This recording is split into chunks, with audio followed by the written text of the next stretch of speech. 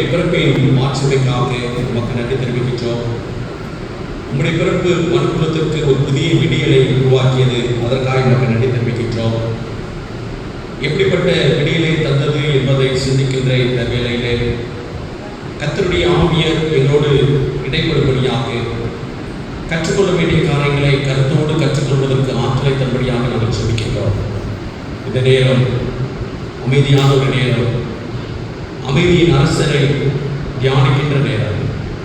அமைதியான இந்த வேளையிலே அமைதி அரசரை சிந்திக்கின்ற காரியங்கள் எங்களுக்கு மிகுந்த ஆசீர்வாதமாய் அமைகின்றோம். இயேசு ரட்சகருடையாக ஜெபிக்கின்றோம். நல்ல பிதாவே, பிதாவாகிய தேவனாலும் குமாரனாகிய இயேசு கிறிஸ்துவினாலும் நம்மோடு இருக்கின்ற தூய ஆவியராலும் உங்களுக்கு கிருபை சமாதானம் பெறுவதாக இந்த வழிபாட்டை கொண்டு வருகின்ற ஒவ்வொருவரையும் வேண்டுமாக மிகுந்த அன்போடு வரவேற்கின்றேன். இந்த நாளிலும் தெரிந்த திருச்சபை நமக்கு சிந்திக்கும்படியாக தந்திருக்கின்ற தலைப்பு கிறிஸ்து பிறப்பு ஒரு புதிய விடியல். கிறிஸ்து பிறப்பு ஒரு புதிய விடியல் என்ற தலைப்பிலே நாம் சிந்திக்கும்படியாக நம்மை ஆயத்தப்பட்டிருக்கிறது. இயேசு கிறிஸ்து பிறப்பு நம் வாழ்விலே ஒரு புதிய விடியலை தர இருக்கிறது. விடியல் என்று சொல்லப்படுகின்ற போது இருளின் ஆதிக்கத்தை போக்குகின்ற ஒரு செயலாக இருக்கிறது. இன்னும் சிறிய நேரத்துக்குள்ளாக விடிய போகிறது. விடிந்த பிறகு நம்முடைய கடமைகளை நாம் செய்ய இருக்கின்றோம். ஒரு இருளுக்குள்ளாகவே ஆலயத்துக்குள்ளாக நாம் வந்தோம். நாம் ஆலயத்தை விட்டு வெளியே செல்கின்ற போது அந்த விடியலுடைய தன்மைகளை நாம் அனுபவிக்கப் போகின்றோம். அதே போல இந்த வழிபாட்டிலே ஒரு இருளின் ஆதிக்கத்தோடு நாம் வந்திருக்கலாம், இருளின் தன்மையோடு நாம் வந்திருக்கலாம். ஆனால் இந்த வழிபாட்டை விட்டு நாம் வெளியே செல்கின்ற போது அந்த விடியலினுடைய மேன்மையை நாம் அனுபவிப்பதற்கு ஏதுவாக ஆண்டவர் நம்மை ஆயத்தப்படுத்துகின்றார். ஒரு இடத்துல இருள் அகற்றப்பட வேண்டும் என்றால் அந்த இடத்துல ஒளி வர வேண்டும். அந்த ஒளி வருகின்ற போதுதான் நிச்சயமாகவே அந்த இடத்துல இருக்கின்ற இருளானது அகற்றப்படும். நம்முடைய வாழ்வில் இருக்கின்ற இருளாக இருக்கலாம், நாம் சந்திக்கின்ற சூழ்நிலையுடைய இருளாக இருக்கலாம், அல்லது நம்ம சுற்றி இருக்கின்ற காரியத்தினுடைய இருளாக இருக்கலாம். அந்த இருள் அகற்றப்பட வேண்டும் என்றால் அந்த இடத்துல ஒளி வர வேண்டும். அந்த ஒளி வருகின்ற போது மட்டும்தான் அங்கு இருக்கின்ற இருளானது அகற்றப்படும் என்பது திருமறை நமக்கு கற்றுத்தருகின்ற ஒரு செய்தியாக இருக்கிறது. நம்முடைய வாழ்க்கையில் இருக்கின்ற எல்லா இருளும் அகற்றப்பட வேண்டும். நாம் சந்திக்கின்ற சூழ்நிலையில் இருக்கின்ற இருள் அகற்றப்பட வேண்டும் என்றால் அந்த இடத்துல ஒளி வர வேண்டும். எந்த ஒளி வர வேண்டும்? எப்படிப்பட்ட ஒளி நமக்குள்ளாக வருகின்ற போது அங்கு இருக்கின்ற இருளின் ஆதிக்கம் அகற்றப்படும் என்பதை அறிந்து கொள்ள வேண்டும் என்றால் முதல் திருமறை பாடமாக படிக்க கேட்ட ஏசியா தீர்க்கதரிசியின் புஸ்தகம் 9ஆம் அதிகாரம் 2ஆம் வசனத்தை ஒருவர் படியுங்கள்.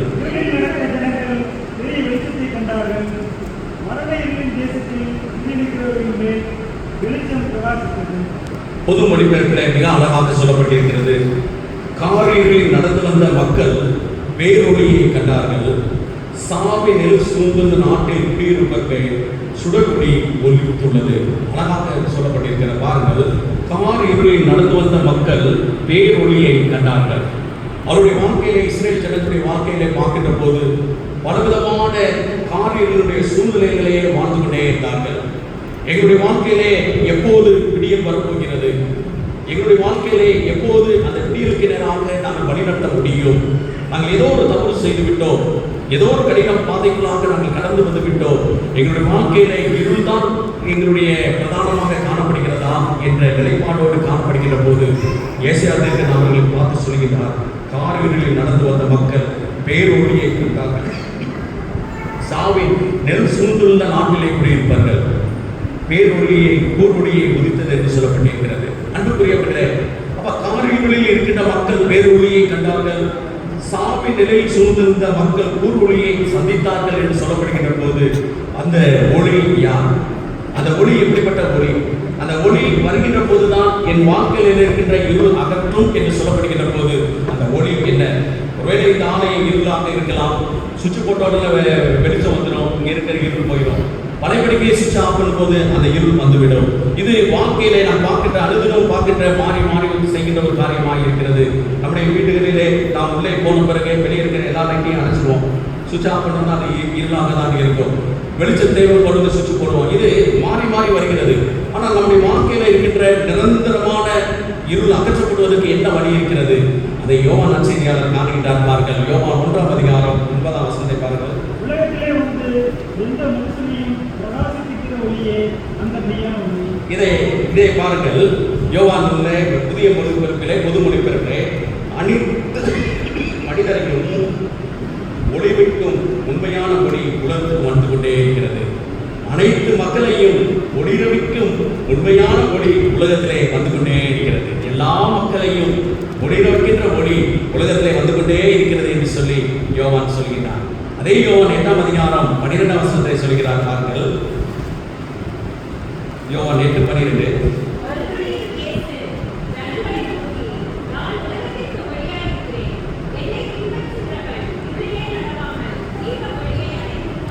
நான் உலகத்திலே ஒளியாய் இருக்கின்றேன், என்னை பின்பற்றுகின்றவன் இருளிலே நடக்க மாட்டான். எவ்வளவு அழகா சொல்லப்பட்டிருக்கிறது. அப்ப ஏசாயா தீர்க்கதரிசி சொல்கின்றார், இருளிலே இருக்கின்ற மக்கள் பெரிய வெளிச்சத்தை கண்டார்கள். அப்ப உங்க வாழ்க்கையில் இருக்கின்ற இருள் அகற்றப்பட வேண்டும் என்றால் உங்க வாழ்க்கையில ஒளியை என்ன செய்ய வேண்டும்? வர வேண்டும். அந்த ஒளி எப்படிப்பட்ட ஒளி? அது யார் அந்த ஒளி எங்களுக்கு தெரியாம வந்து கொண்டே இருக்கின்றோம். அப்ப தெரியாம வாழ்ந்து கொண்டிருக்கின்ற இந்த சூழ்நிலையிலே யோவான் நற்செய்தியாளர் சொல்கிறார், உலகத்திலே வந்து எந்த மனுஷனையும் பிரகாசிக்கப்பட்டு செய்கின்ற ஒளியே அந்த மெய்யான ஒளி. அப்படி சொல்லிட்டு யோவான் நற்செய்தியாளர் இயேசு கிறிஸ்துவை அறிமுகப்படுத்துகின்ற போது சொல்றார், நானே உலகத்திலே ஒளியாக இருக்கின்றேன், என்னை பின்பற்றியவர்கள் என்ன செய்ய மாட்டாங்க?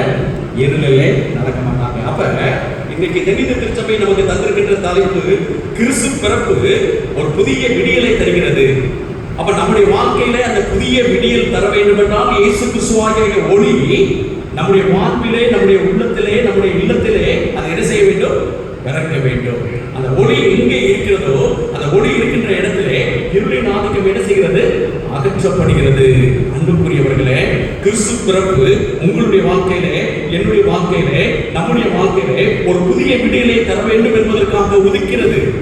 ஒருவேளை மற்ற ஒளிகள் எல்லாம் வித்தியாசமாக இருக்கலாம், ஆனால் இந்த கிறிஸ்து பிறப்பின் ஒளி உங்களுக்குள்ளாகவும் எனக்குள்ளாகவும் நமக்குள்ளாகவும் உள்வாங்கப்படுகின்ற போது அந்த ஒளியின் வழியாக மகத்துவமான மகிமையான காரியங்களை நாம் பெற்றுக்கொள்ள முடியும். அந்த ஒளி நம்முடைய வாழ்க்கையிலே சந்திக்க வந்திருக்கிறது. சந்திக்க வந்திருக்கிற அந்த ஒளியை ஏற்றுக்கொள்வதற்கு நாம் ஆயத்தமாக இருக்கின்றோமா?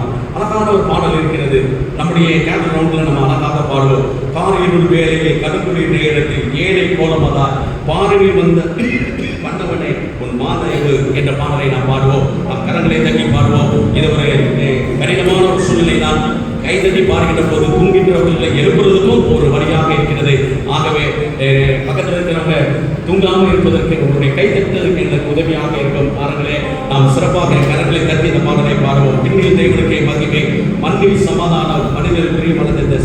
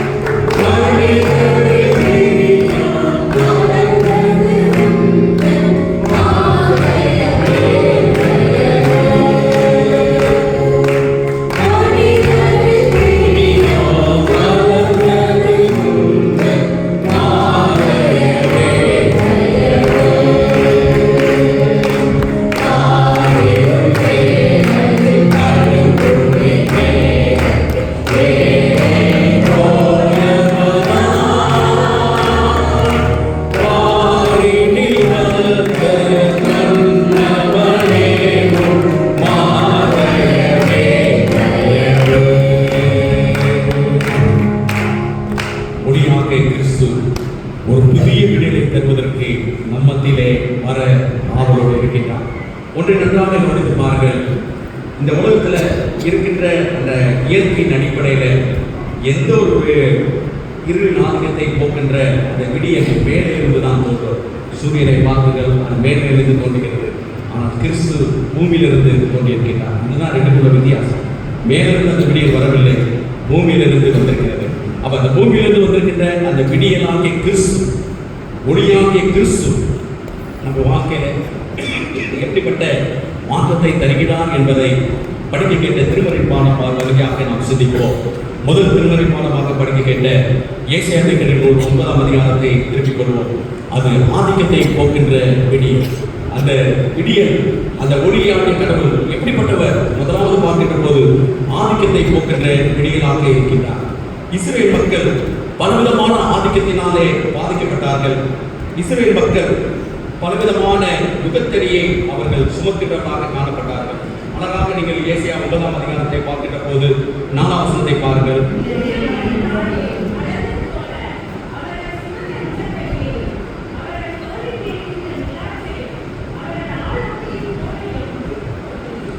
எவ்வளவோ பாடுபட்டார்கள், எவ்வளவு கஷ்டப்பட்டார்கள் என்பதை இந்த 4ஆம் வசனம் அழகாக சொல்கிறது. மீதியான நாளிலே நடந்தது போல அவர்கள் சுமந்த யுகத்தடியையும் அவர்கள் தோளின் மேல் இருந்த விளாற்றையும் அவர்கள் ஆவட்டியின் கோலையும் முறித்து போட்டி படிய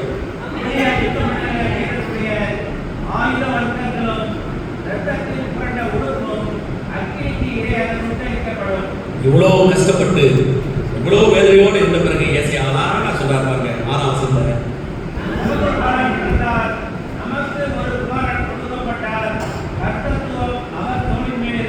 நமக்கு ஒரு பாலகன் பிறந்தார், நமக்கு ஒரு குமாரன் கொடுக்கப்பட்டார், கர்த்தத்துவம் அவர் தோளின் மேலே. நீ இவ்வளோ பாடுபட்ட, நீ இவ்வளோ கஷ்டப்பட்டிருக்கிற, நீ இவ்வளோ வேதனைப்பட்டிருக்கிற, இவ்வளோ வாழ்க்கையில இவ்வளோ கஷ்டம், இவ்வளோ வேதனை, இவ்வளோ பிரச்சனைகள் மத்தியிலே வாழ்ந்து கொண்டிருந்த உன்னுடைய வாழ்க்கையில ஒரு புதிய விடியலை கொடுப்பதற்கு ஒரு பாலகன் பிறக்கப் போகிறார். அந்த பாலகன் பிறப்பு உன்னுடைய வாழ்க்கையில ஒரு பெரிய மாற்றத்தை உருவாக்கும். அந்த பாலகனுடைய பிறப்பு உன்னுடைய வாழ்க்கையிலே ஒரு புதிய விடியலாக அமையும் என்று சொல்லி அழகாக சொல்கிறார். நமக்கு ஒரு பாலகன் பிறந்தார், நமக்கு ஒரு குமாரன் கொடுக்கப்பட்டார். அன்புக்குரியவர்களே, ஆதிக்கத்தை போக்கின்ற ஒரு விடியலாக இருக்கின்றார். உங்களுடைய வாழ்க்கையில பலவிதமான நெருக்கத்திலே காணப்படலாம், பலவிதமான கஷ்டத்திலே காணப்படலாம், பலவிதமான வியாதி கொடுமையிலே இருக்கலாம், பலவிதமான வேதனையான அனுபவத்தை சந்திக்கின்றதாக காணப்படலாம். ஆனால் உங்களுடைய வாழ்க்கையில் இருக்கிற இப்படிப்பட்ட இருளின் தன்மையை போக்க வேண்டும் என்பதற்காக, இப்படிப்பட்ட இருளினுடைய வேதனையை நீக்க வேண்டும் என்பதற்காக ஒரு பாலகன் பிறந்திருக்கின்றார். அந்த பாலகன் தான் ஒரு புதிய விடியலாக உங்களுடைய வாழ்க்கையிலே வாழ்ந்திருக்கின்றார். இந்த வழிபாட்டிலே நீங்கள் பங்கு பெறுகிறீர்கள். இந்த வழிபாட்டிலே உங்களுடைய வாழ்க்கையில பலவிதமான இருளின் ஆதிக்கம் இருக்கலாம், பலவிதமான கஷ்டத்தோடு காணப்படலாம். ஆனால் உங்களுடைய வாழ்க்கையில நிச்சயமாகவே ஒரு புதிய விடியல் காத்து கொண்டே இருக்கிறது. அந்த விடியல் இப்போதே தோன்றியிருக்கிறது. அந்த விடியல் உங்களுடைய வாழ்க்கையிலே தோன்ற வேண்டும் என்பதற்காக ஆண்டவராக இயேசு கிறிஸ்து பிறந்திருக்கின்றார். ஆகவே எதை குறித்து கவலைப்படாதபடிக்கு, எதை குறித்து வேதனைப்படாதபடிக்கு, ஆண்டவரே என்னுடைய வாழ்க்கையில ஒரு புதிய விடியலாக நீ தோன்றியிருக்கின்றேன் சுவாமி. இவ்வளோ கஷ்டப்பட்டு கொண்டே இருக்கின்றேன்.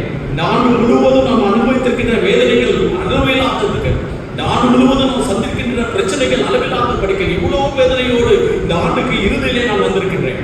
இவ்வளவு கஷ்டத்தோடு வாழ்ந்திருந்த என்னுடைய வாழ்க்கையில ஒரு புதிய விடியல் வந்திருக்கிறாரா? ஒரு புதிய விடியலை நோக்கி காத்துக்கொண்டே இருக்கின்றேன். அந்த விடியல் எப்போது தோன்றப் போகிறது என்று எனக்கு தெரியாதபடிக்கு நான் இருக்கின்றேன். ஆனால் இப்படிப்பட்ட சூழ்நிலையிலே வாழ்ந்து கொண்டிருந்த இஸ்ரேல் ஜனங்களுக்கு ஏசாயா தீர்க்கதரிசி சொல்கிறார், நமக்கு ஒரு பாலகன் பிறந்திருக்கிறார், நமக்கு ஒரு குமாரன் கொடுக்கப்பட்டிருக்கின்றார், கர்த்தத்துவம் அவர் தோளின் மேல் இருக்கும் என்கிற ஒரு ஆதரவான செய்தியை புதிய ஏற்பாட்டிலே அழகாக பார்க்கின்றோம். இருளில் இருக்கின்ற ஜனங்கள் பெரிய வெளிச்சத்தை கண்டார்கள். மரண இருள் தேசத்திலே குடியிருக்கிறவர்கள் வெளிச்சம் பிரகாசித்தது என்கின்ற வார்த்தை புதிய ஏற்பாட்டிலே நிறைவேறிக்கிறது. அந்த இயேசு கிறிஸ்து பாலகனாக நமத்திலே தோன்றியிருக்கின்றார். அவர் விண்ணிலிருந்து தோன்றிய விடுதல் அல்ல, அவர் மண்ணிலிருந்து தோன்றிய விடுதலாக இருக்கின்றார். விண்ணிலிருந்து தோன்றிய விடுதல் மாறி மாறி போய்கொண்டே தான் இருக்கும். ஆனால் மண்ணிலே தோன்றிய விடியல் என்றென்றைக்கும் நிலைத்திருக்கிறதாய் காணப்படும். அன்புக்குரியவர்களே, நீங்கள் கவலைப்படாதபடிக்கு, வேதனைப்படாதபடிக்கு, எப்பேற்பட்ட ஆதிக்கத்தினாலே நீங்கள் ஆட்கொண்டு அந்த ஆதிக்கத்தினுடைய வேதனை உங்களுடைய வாழ்க்கையில வருத்தங்களையும் கஷ்டங்களையும் உண்டு பண்ணியிருக்குமானால் இந்த கிறிஸ்து பிறப்பின் பண்டிகை உங்களுக்கு தருகின்ற ஒரு ஆதரவான செய்தி என்னவென்றால் இதோ ஒரு புதிய விடியல் தோன்றிவிட்டது, இதோ ஒரு புதிய விடியல் இருக்கிறது. அந்த விடியல் உங்களுடைய வாழ்க்கையில மகத்துவமான மகிமையான மேன்மையான காரியங்களை செய்யும் என்பதை உறுதிப்படுத்துகின்றதாக காணப்படுகிறது. ஆகவே நம்பிக்கையோடு ஆண்டவரே, எங்களுக்காக தோன்றியிருக்கின்ற நீர் எங்களுடைய வாழ்க்கையில பிரவேசித்து நீர் எங்களுடைய வாழ்க்கையிலே வந்து எங்களுடைய வாழ்க்கையிலே மேன்மையான காரியங்களை செய்யுங்கள் என்று ஒப்படைக்கின்ற போது அது நம்முடைய வாழ்க்கையிலே மகத்துவமான காரியங்களை செய்யும். ஆகவே அது ஆதிக்கத்தை போகின்ற விடியலாய் காணப்படுகிறது. 2வது திருமறை பாடமாக படிக்க கேட்ட லூக்கா நற்செய்தி 2ஆம் அதிகாரத்தை நாம் திருப்பிக் கொள்வோம். அது அகமகிழ்வை தருகின்ற விடியலாய் காணப்படுகிறது. அது ஆதிக்கத்தை போகின்ற விடியல் மட்டுமல்ல, அது அகமகிழ்வை தருகின்ற விடியலாய் காணப்படுகிறது. 10ஆம் வசனத்தை பாருங்கள். லூக்கா 2:10.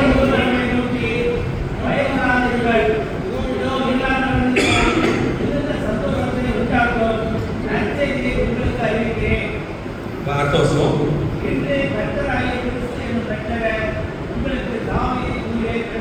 இங்கே அழகாக சொல்லப்பட்டிருக்கிறது. மேய்ப்பர்கள் தங்களுடைய பணிகளை செய்து கொண்டே இருக்கிறார்கள். தங்களுடைய பணிகளை செய்து கொண்டிருக்கின்ற மேய்ப்பர்களுடைய வாழ்க்கையில தேவதூதன் நேரடியாக தோன்றுகிறார். தேவதூதன் நேரடியாக தோன்றி ஒரு செய்தியை சொல்கிறார். சொல்லப்படுகின்ற செய்தி தான், பயப்படாதீர்கள், இதோ எல்லா ஜனத்துக்கும் மிகுந்த சந்தோஷத்தை உண்டாக்குகிற செய்தி உங்களுக்கு அறிவிக்கின்றேன். இன்று கர்த்தராகிய கிறிஸ்து என்ற இரட்சகர் உங்களுக்கு தாவீது ஊரிலே பிறந்திருக்கிறார். இந்த தூதர்கள் பயன்படுத்திய வார்த்தையை பாருங்க, அது மிகுந்த அர்த்தமுள்ள ஒரு ஆழமுள்ள வார்த்தையாக இருக்கிறது. கிறிஸ்து பிறந்திருக்கிறார் என்று சொல்லவில்லை, இயேசு பிறந்திருக்கிறார் என்று சொல்லவில்லை. கர்த்தராகிய கிறிஸ்து என்னும் இரட்சகர் உங்களுக்கு தாவீது என்னும் ஊரிலே பிறந்திருக்கிறார். கர்த்தராகிய கிறிஸ்து என்னும் இரட்சகர் உங்களுக்கு தாவீது ஊரிலே பிறந்திருக்கிறார். கிறிஸ்து என்பது அவருடைய தெய்வீக தன்மையை காட்டுகிறதா இருக்கிறது. பிறந்திருக்கிறார் என்பது அவருடைய மனித தன்மையை காட்டுகிறதா இருக்கிறது. இரண்டுக்குள்ள வித்தியாசம். கிறிஸ்து என்பது அவருடைய தெய்வீக தன்மையை காட்டுகிறது. பிறந்திருக்கிறார் என்று சொல்லப்படுகின்ற போது அவருடைய மனித தன்மையை காணப்படுகிறது. அப்ப இந்த வார்த்தையினுடைய அர்த்தத்தை பார்க்கின்ற போது, உங்களுக்கு விடுதலையாளர் பிறந்திருக்கிறார், உங்களை விடுவிக்கின்றவர் பிறந்திருக்கிறார். உங்களுடைய வாழ்க்கையை நீங்கள் பார்க்கின்ற போது உங்களுக்கு ஒரு விடுதலை தேவை. அந்த விடுதலைக்காக காத்துக்கொண்டே இருக்கிறீர்கள். அந்த விடுதலையை காத்துக் கொண்டிருக்கின்ற உங்களுடைய வாழ்க்கையில அந்த விடுதலையாளர் பிறந்திருக்கிறார் என்கின்ற செய்தி சொல்லப்பட்டிருக்கிறது. நமக்கு நன்றாக தெரியும், யூதர்களுடைய பிரதான தொழில் மேய்க்கின்ற தொழிலாக இருக்கிறது. அந்த மேய்க்கின்ற தொழில் ஆரம்ப காலத்திலே சிறப்புக்குரியதாக இருந்தது. ஆனால் புதிய ஏற்பாடு காலத்திலே அந்த மேய்க்கின்ற தொழில் ஒரு அவமானத்தின் தொழிலாக, ஒரு கேவலமான ஒரு தொழிலாக, ஒரு அருவருக்கு தந்த ஒரு தொழிலாக காணப்படுகிறது. இந்த மேய்ப்பர்கள் எந்த இடத்துலையும் போக முடியாது. இந்த மேய்ப்பர்கள் எந்த இடத்துலையும் சாட்சி சொல்ல முடியாது. இந்த சாட்சி சொல்கிற அந்த சாட்சி எடுப்படாது. அவருடைய வாழ்க்கையில ஏன் எங்களுக்கு இப்படிப்பட்ட ஒரு காரணமாக இருக்கிறது? எங்களுடைய துவக்கம் சிறப்பாக இருந்தது. எங்களுடைய முன்னோருடைய துவக்கம் மேன்மைக்குரியதாக காணப்பட்டது. ஆனால் இன்றைக்கு நாங்கள் அனுபவிக்கின்ற இந்த கொடுமை எங்களுடைய வாழ்க்கையிலே கடுமையான ஒரு காரியமாக காணப்படுகிறது.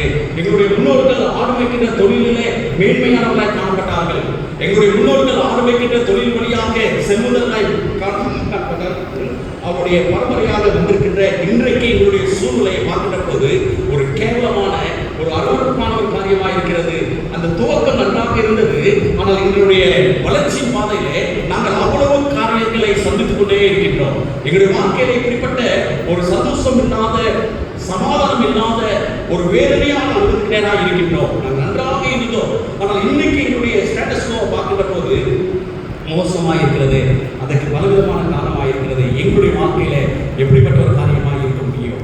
எங்களுடைய வாழ்க்கையில எப்படி ஒரு வேதனையான காரியமாக இருக்க முடியும்? அந்த சூழ்நிலையில தான் மேய்ப்பர்கள் அவரை பார்த்து சொல்கிறார்கள், பயப்படாதீர்கள், பயப்படாதீர்கள், பயப்படாதீர்கள். இதோ எல்லா ஜனத்துக்கும் மிகுந்த சந்தோஷத்தை உண்டாக்க நற்செய்தி உங்களுக்கு அறிவிக்கிறேன். பயப்படாதீர்கள். உங்க வாழ்க்கையில எதை குறித்து பயப்படுறீங்க? உங்க வாழ்க்கையில எதை குறித்து வேதனைப்படுறீங்க? உங்களுடைய துவக்கம் நன்றாக இருந்ததுதான். உங்களுடைய துவக்கம் மேன்மைக்குரியதாக இருந்ததுதான். உங்களுடைய துவக்கம் ஒரு சிறப்புக்குரியதாக இருந்ததுதான். ஆனால் இன்னைக்கு நீங்க இருக்கின்ற இந்த நிலைமை ஒரு மோசமான ஒரு காரியமாக இருக்கிறது. அதை குறித்து நீங்கள் வேதனைப்படலாம், அதை குறித்து நீங்கள் கவலைப்படலாம், அதை குறித்து நீங்கள் வருத்தப்படலாம். உங்களுடைய வளர்ச்சியின் பாதையில அநேக இடையூறுகள் இருக்கிறது. உங்களுடைய வளர்ச்சியின் பாதையிலே அநேக வேதனையான காரியங்களை சந்தித்துக் கொண்டே இருக்கிறீர்கள். ஆனால் உங்களுக்கு ஆண்டவர் சொல்கிற ஒரு வார்த்தை, பயப்படாதீர்கள், பயப்படாதீர்கள். இதோ எல்லா ஜனத்துக்கு மிகுந்த சந்தோஷத்தை உண்டாக்க நற்செய்தி உங்களுக்கு அறிவிக்கின்றேன். இன்றைக்கு கர்த்தராகிய கிறிஸ்து என்ற இரட்சகர் உங்களுக்கு தாவீதின் ஊரிலே பிறந்திருக்கிறார். உங்களுக்கு தாவீதின் ஊரிலே பிறந்திருக்கிறார். அந்த புதிய விடியல் உங்களுடைய வாழ்க்கையில இருக்கின்ற பயத்தை போக்க வேண்டும் என்பதற்காக, உங்க வாழ்க்கையில இருக்கிற அச்சத்தை போக்க வேண்டும் என்பதற்காக, உங்களுடைய வாழ்க்கையிலே சீர்குலைந்திருக்கின்ற காரியங்களை போக்க வேண்டும் என்பதற்காக அந்த விடியல் உங்களுக்கு தோன்றியிருக்கிறது என்பதை அழகாக சொல்லப்பட்டிருக்கிறது. யூதர்கள் மேய்ப்பர்களை அறிவுறுத்தார்கள். யூதர்கள் மேய்ப்பர்களை ஒரு பொருட்டாக எண்ணுவதில்லை.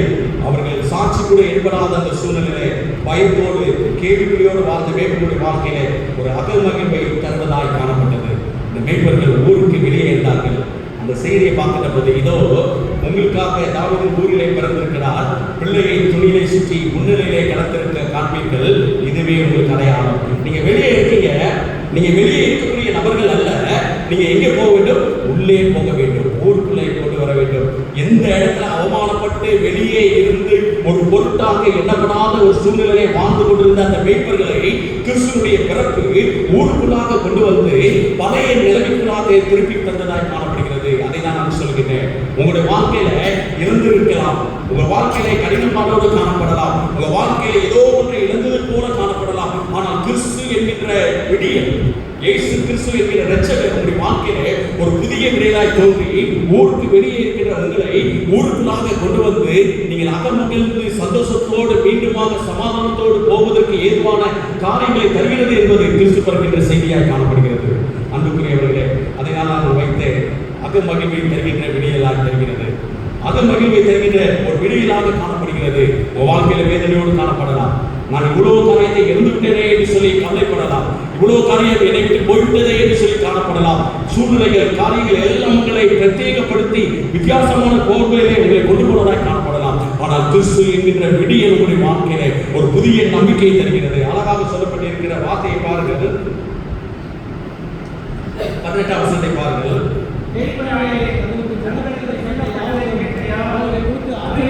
மேய்ப்பரால் தங்களுக்கு சொல்லப்பட்டதை யாரை கேட்டு என்ன செய்தார்கள்? ஆச்சரியப்பட்டார்கள். இந்த மேய்ப்பர்கள் சொல்கிறதை கேட்கவே மாட்டாங்க. மேய்ப்பர்களை அருவருத்தாங்க, மேய்ப்பர்களை ஒதுக்கி வச்சாங்க. ஆனா வசனம் சொல்கிறது, மேய்ப்பர்களால் சொல்லப்பட்ட கேட்டதை யாவரும் என்ன செஞ்சாங்க? ஆச்சரியப்பட்டாங்க. ஆச்சரியப்பட்டாங்க. எவ்வளவு ஒரு பெரிய மாற்றம்! அந்த விடியல் எவ்வளவு பெரிய ஒரு நம்பிக்கையை தந்துகிறது. நீ சொல்வதை நாங்க கேட்க மாட்டோம், நீ சொல்வதை நாங்க அடங்க மாட்டோம் சொல்லி ஒதுக்கி வச்ச அந்த மேய்ப்பர்களை பார்த்து ஆண்டவருடைய வார்த்தை சொல்கிறது, மேய்ப்பர்களால் தங்களுக்கு சொல்லப்பட்டதை கேட்ட யாவரும் என்ன செய்தார்கள்? ஆச்சரியப்பட்டார்கள். எவ்வளவு ஒரு பெரிய நம்பிக்கையை தந்திருக்கிறது பாருங்கள். எவ்வளவு பெரிய ஒரு அற்புதமான காரியத்தை செய்யப்பட்டிருக்கிறதை பாருங்கள். அகமகிழ்கின்ற விடியல், அது ஆதிக்கத்தை போக்குகின்ற விடியல் மட்டுமல்ல, அது அகமகிழ்வை தருகின்ற ஒரு விடியலாக இருக்கிறது. கடைசியாக கலாத்தியர் 4ஆம் அதிகாரம் 1 முதல் 7 வசனங்களை பார்க்கின்ற போது அது அங்கீகாரத்தை தருகின்ற ஒரு விடியலாக காணப்படுகிறது. அது ஆதிக்கத்தை போக்குகின்ற விடியல் மட்டுமல்ல, அகமகிழ்வை தருகின்ற விடியல் மட்டுமல்ல, அது அங்கீகாரத்தை தருகின்ற ஒரு விடியலாக இருக்கிறது. உலகத்தின் பாவங்களுக்கு அடிமையானவர்களை மீட்க கிறிஸ்து என்கின்ற புதிய விடியல் தோன்றியிருக்கின்றார். நாம் அவரை அப்பா என்று அழைக்கத்தக்கதான ஒரு புத்திர சுயாதத்தை ஆண்டவர் தந்திருக்கின்றார். இன்னைக்கு எப்படி அதுதான் அங்கீகாரம். மனிதன் பாவம் செய்தான், மனிதன் பாவம் செய்த நிமித்தமாக அவன் பாவத்தின் அடிமையானான். கலாத்தியர் 4:7 வசனத்தில் படிக்கிறோம்.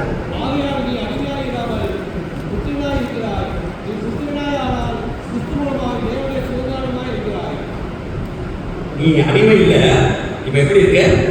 புத்திரராக இருக்கின்றார். அப்ப ஒரு பெரிய ஒரு அங்கீகாரத்தை ஆண்டவர் தந்திருக்கின்றார். இந்த உலகத்தில் மனிதன் பாவம் செய்த நிமித்தமாக பாவத்தினுடைய பலன் அவனுடைய வாழ்க்கையில் பெரிய காரியங்களை 6ஆம் வசனத்தை படிக்கல.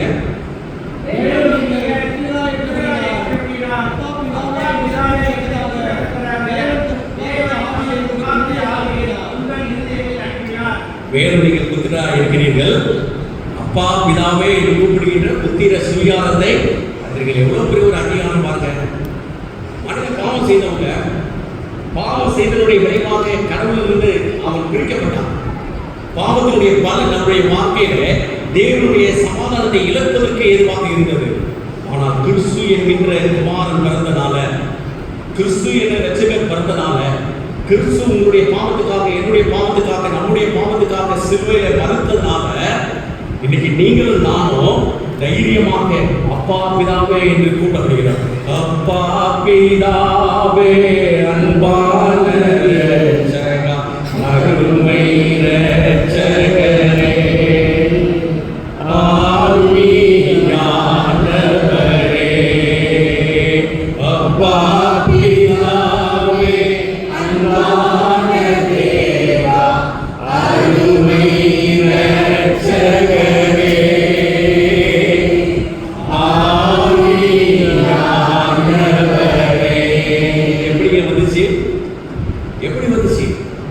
கிறிஸ்து உங்களுக்காக எனக்காக பிறக்கவில்லை என்றால், கிறிஸ்து உங்களுக்காக எனக்காக மறுக்கவில்லை என்றால், இந்த உறவு வரவே வராது. அவ்வளவு பெற்ற ஒரு அங்கீகாரத்தை கடவுள் தந்திருக்கிறார். கடவுளை அப்பா பிதாவே என்று அழைக்கின்ற உறவு, ஒரு தாய் வயிற்றிலே பிறந்த அந்த உறவை யார் நான் அப்பா அழைக்க முடியும், யார் அம்மா என்று அழைக்க முடியும்? என்னுடைய தாய் என்னுடைய வயிற்றிலே நான் பிறந்த நிமித்தமாக அவர்களை உரிமையோடு அம்மா என்று சொல்ல முடியும். அப்பேற்பட்ட ஒரு மேலான ஒரு அங்கீகாரத்தை ஆண்டவர் தந்திருக்கின்றார். அந்த அங்கீகாரம் உங்களுக்கும் எனக்கும் பொதுவானது. அந்த அங்கீகாரம் உங்களுக்கும் எனக்கும் வைக்கப்பட்டிருக்கிற அங்கீகாரத்தை எடுப்பது நம்முடைய கடமையாக இருக்கிறது. அது எப்போது எடுக்க முடியும்? நீங்களும் நானோ நம்முடைய பாவத்தை ஆண்டவருடைய சமூகத்திலே அறிக்கை செய்து அந்த பாவத்திலிருந்து வெளியே வருகின்ற போது அந்த அங்கீகாரம் நமக்கு கொடுக்கப்படுகிறது. அங்கீகாரத்தை தருகின்ற விடுதலாய் காணப்படுகிறது. இந்த கிறிஸ்து பிறப்பு பண்டிகையில நீங்கள் அந்த அங்கீகாரத்தை நீங்களும் நானும் சொந்தமாக்கிவிட்டு அந்த விடியலுக்கு நேராக கடந்து செல்ல வேண்டும். அந்த விடியல் நம்முடைய வாழ்க்கையிலே தோன்றியிருக்கிறது. அந்த விடியல் உங்களுக்குள்ளாகவும் எனக்குள்ளாகவும் என்ன காரியத்தை செய்திருக்கிறது? ஆண்டவருடைய வார்த்தை அழகாக சொல்கிறது. புத்திர சுகாரத்தை ஆண்டவர் நமக்கு தந்திருக்கின்றார். முன்பே நீங்கள் தூரமாய் இருந்தீர்கள், இப்போது கிறிஸ்து இயேசுவினாலே நீங்கள் சமீபமாய் இருந்திருக்கிறீர்கள். அது உங்களுடைய வாழ்க்கையில எப்படிப்பட்டதாக காணப்படுகிறது? அன்புக்குரியவர்களே, ஒருவேளை ஆண்டவருடைய பிறப்பு என் வாழ்க்கையில் இருக்கிற ஆதிக்கத்தை போக்கும், ஆண்டவருடைய பிறப்பு என்னுடைய வாழ்க்கையில அகமகிழ்ச்சியை தரும். ஆனால் அந்த அங்கீகாரத்தை நான் பெற்றிருக்கிறேனா? அந்த அங்கீகாரம் எனக்கு சொந்தமாக இருக்கிறதா? நான் அவரை தைரியமாக அப்பா பிதாவே என்று சொல்லி கூப்பிட முடியுமா? எப்போது கூப்பிட முடியும்? நம்முடைய பாவங்களை கழுவி சுத்திகரிக்கப்படுகின்ற போது, நம்முடைய பாவங்களுக்கு வெளியே வருகின்ற போது அது நிச்சயமாகவே அது நமக்கு தோன்றும் என்பது ஆண்டவர் நமக்கு சொல்கிற ஒரு காரியமாக இருக்கிறது. ஒரு வசனத்தை ஆண்டவர் இடத்தில் எனக்கு நினைவுபடுத்துகிறேன். யோவான் 1:11 வாசிங்கள். யோவான் 1:11-12 வசனங்களை.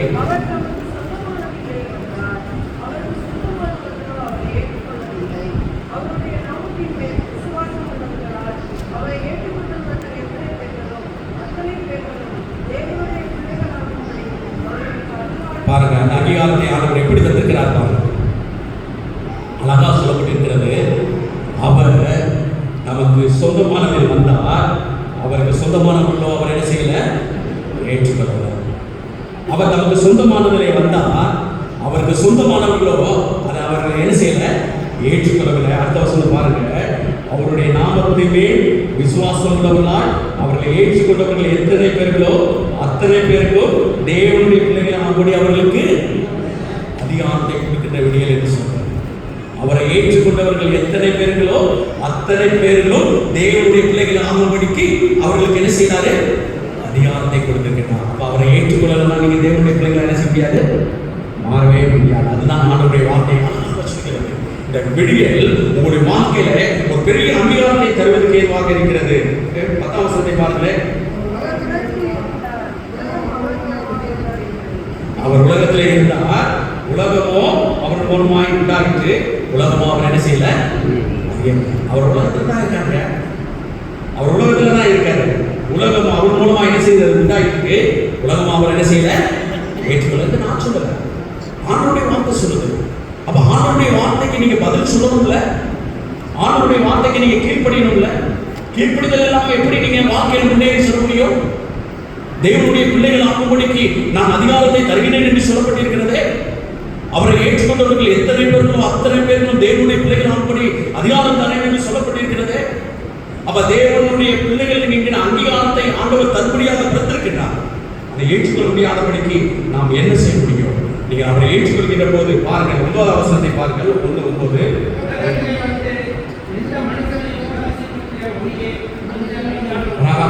உலகத்திலே வந்து எந்த மனுஷனையும் பிரகாசிக்கின்றபடியே அந்த ஞான ஒளி.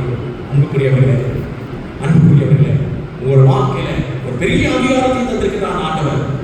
அந்த அங்கீகாரம் உங்களுக்கும் எனக்கும் சொந்தமாக வேண்டும் என்றால் அவரை ஏற்றுக்கொண்ட அனுபவத்தோடு இந்த ஆலயத்தை விட்டு கடந்து செல்ல வேண்டும். எத்தனையோ கிறிஸ்து பிறப்பின் பண்டிகை வழிபாட்டை நாம் கொண்டாடி இருக்கின்றோம். எத்தனையோ கிறிஸ்து பிறப்பின் பண்டிகையை நாம் அனுசரித்திருக்கின்றோம். ஆனால் ஒவ்வொரு கிறிஸ்து பிறப்பு பண்டிகையும் ஒவ்வொரு பாடத்தை நமக்கு கற்றுத்தருகிறது. இந்த பண்டிகை ஒரு பெரிய அங்கீகாரத்தை தருகின்ற விடியலை நமக்கு தந்திருக்கிறது. அது என்னது? அவரை ஏற்றுக்கொண்டவர்களாக இருக்க வேண்டும். அவரை ஏற்றுக்கொண்டவர்களாக இருக்க வேண்டும். அவருக்கும் உங்களுடைய வாழ்க்கைக்கு சம்மதம் இருக்க வேண்டும். சம்மதம் இல்லாமல் உங்களுடைய வாழ்க்கையை போவது நிமித்தமாக அந்த அங்கீகாரத்தை நான் இழக்கின்றேன். அங்கீகாரத்தை நாம் இழந்து போய்விடக்கூடாது. இதோ ஒரு புதிய விடியல் தோன்றி இருக்கிறது. அந்த விடியல் உங்களுடைய வாழ்க்கையில மகத்துவமான காரியங்களை, மகிமையான காரியங்களை, மேன்மையான காரியங்களை செய்ய வேண்டும் என்பது கடவுளுடைய எதிர்பார்ப்பாக இருக்கிறது. அதை நிறைவேற்றுவதற்கு நாம் ஆயத்தமாக இருக்கின்றோமா? தலைகளை தாழ்த்தி ஒரு நிமிடமானவரை நோக்கி பார்ப்போம். கிறிஸ்து என்கின்ற விடியல் தோன்றியிருக்கிறது. அந்த விடியல் நம்முடைய வாழ்க்கையில என்ன காரியத்தை செய்திருக்கிறது?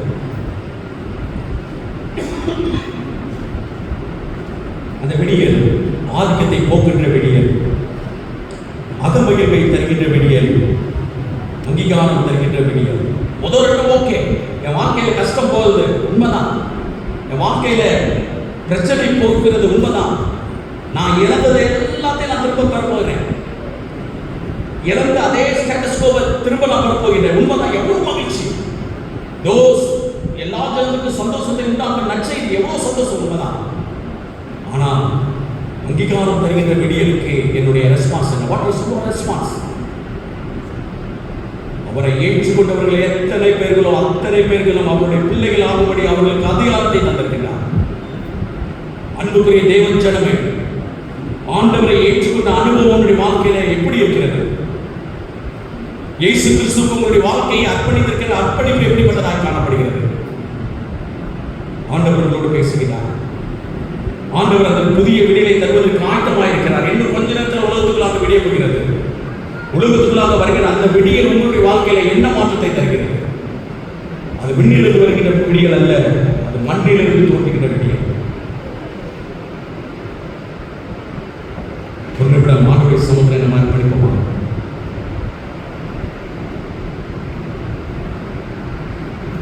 எங்களை நேசிக்கிற தயவுள்ள கர்த்தாவே, உங்களுடைய வலிமையான வார்த்தைகளுக்காக எங்களுக்கு நன்றி தெரிவிக்கின்றோம். உங்களுடைய வார்த்தை எங்களுடைய வாழ்க்கையிலே மகத்துவத்தை தந்தது, மகிமையை தந்தது, மாற்றத்தை தந்தது. நமக்கு நன்றி சுவாமி. இந்த விடியலுடைய வாழ்க்கையில் ஒரு பெரிய அங்கீகாரத்தை தந்துகிறது. அப்பா பிதாவை என்கிற கூப்பிடத்தக்க ஒரு புத்திர சுவீகாரத்தை தந்திருக்கிறது. அதற்காக நாங்கள் நமக்கு நன்றி தெரிவிக்கின்றோம். அன்பின் ஆண்டவரே, இந்த அங்கீகாரம் எங்களுடைய வாழ்க்கையில நிலைத்திருப்பதை கிருபைகளை தந்து நாங்கள் ஜெபிக்கின்றோம். ஆண்டவரே, எங்களை முழுமையாக அர்ப்பணிக்கின்றோம். தொடர்ந்து வழிபாட்டில் என்னுடைய சித்தம் நிறைவேற்ற வேண்டும். இயேசு ரட்சகருடைய ஜெபிக்கின்றோம். நல்ல பிதாவே.